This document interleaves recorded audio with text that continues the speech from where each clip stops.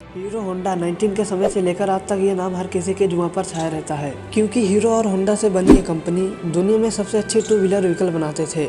लेकिन company profitable होने के बाद भी अलग क्यों हुई? दोस्तों, आगे बढ़ने से पहले मैं आपसे रिक्वेस्ट करता हूँ वीडियो को लाइक कर देना और चैनल को सब्सक्राइब। असल में हीरो एक साइकिल बनाने वाली कंपनी थी। इसकी शुरुआत 1956 में बृजमोहन लाल मुंजल ने की थी और 1975 आते आते भारत की सबसे बड़ी साइकिल बनाने वाली कंपनी बन गई। उसके बाद अपने साइकिल को बड़े लेवल में विदेश में भेजना शुरू कर दिया। इस तरह साल 1986 आने तक ये कंपनी सिर्फ इंडिया की ही नहीं बल्कि पूरी दुनिया की सबसे बड़ी साइकिल बनाने वाली कंपनी में शुमार होने लगी। लेकिन उसी दौरान उन्होंने देखा मार्केट में मोटरसाइकिल बिजनेस भी काफी तेजी से एक्सपेंड कर रहा है, लेकिन इंडिया के लोगों के पास सिर्फ स्कूटर और मोपेड का ही ऑप्शन है और ये इंडियन मार्केट में मोटरसाइकिल उतारना चाहते थे। लेकिन उस वक्त हीरो के साथ प्रॉब्लम ये थी, उनके पास इंजन बनाने की टेक्नोलॉजी नहीं थी और उनके लिए मोटरसाइकिल बनाना मुमकिन ही नहीं था। इसीलिए अपने इस प्लान को एक्शन में लाने के लिए उन्होंने किसी विदेशी कंपनी के साथ मिलकर काम करने का फैसला किया। लेकिन उस वक्त भारत में लाइब्रेशन भले ही नहीं था, लेकिन उस टाइम गवर्नमेंट इंडियन कंपनी को ये अपॉर्चुनिटी देती थी, अगर वो चाहे तो किसी भी विदेशी कंपनी के साथ मिलकर अपना बिजनेस एक्सपेंड कर सकते हैं। इसीलिए बृजमोहन लाल ने हीरो के थ्रू दुनिया की सबसे बड़ी मोटरसाइकिल बनाने वाली जापानी कंपनी होंडा के पास अपना प्रपोजल भेजा, क्योंकि उस वक्त विदेशी कंपनी इंडिया में डायरेक्ट अपना बिजनेस स्टार्ट नहीं कर सकती। इसीलिए इस प्रपोजल के जरिए होंडा को इंडिया के मार्केट में अंडर करने का एक अच्छा मौका मिल गया और इसे होंडा कंपनी भी गंवाना नहीं चाहती थी। इसीलिए दोनों कंपनी 1984 में एक दूसरे के साथ हाथ मिला लिया। हीरो होंडा के साथ उस टाइम एक एग्रीमेंट हुआ था, हीरो बाइक्स के लिए बॉडी बनाएंगे और होंडा उसके लिए इंजन सप्लाई करेगा। इसके अलावा उन्होंने NOC साइन की थी, जिसके अकॉर्डिंग दोनों कंपनी फ्यूचर में कभी भी एक दूसरे के मुकाबले में अपना कोई प्रोडक्ट लॉन्च नहीं करेगी। जिसके बाद ये डील फाइनल हो गई और यहीं से हीरो होंडा की शुरुआत हुई। अब कागजी कार्रवाई पूरी करने के बाद हीरो होंडा का सबसे पहला प्लांट हरियाणा में बनाया गया, जहाँ हीरो और होंडा ने मिलकर तुरंत ही बाइक की मैन्युफैक्चरिंग करना स्टार्ट कर दी। 1985 में जब उन्होंने अपनी पहली बाइक C100 लॉन्च की तो ये बहुत तेजी से पॉपुलर हुई, क्योंकि इंडियन मार्केट में बाइक का कॉन्सेप्ट ही नहीं था और दूसरा इस बाइक का माइलेज बहुत ही कमाल का था। इसके अलावा उन्होंने अपनी बाइक को उस प्राइस में लॉन्च किया जो कि हर मिडिल क्लास फैमिली के लिए अफोर्डेबल हुआ करती थी। साथ ही उन्होंने अपनी मार्केट कैंपेन में भी इतनी प्रभावित तरीके से तैयार किया था,